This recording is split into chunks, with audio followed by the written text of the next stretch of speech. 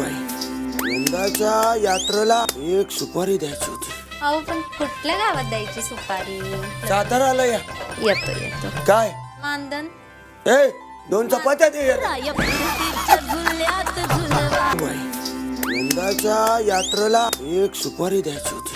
अहो पण कुठल्या गावात द्यायची सुपारी? साताराला या. येतो येतो. काय मानधन ए 2 चपात्या दे.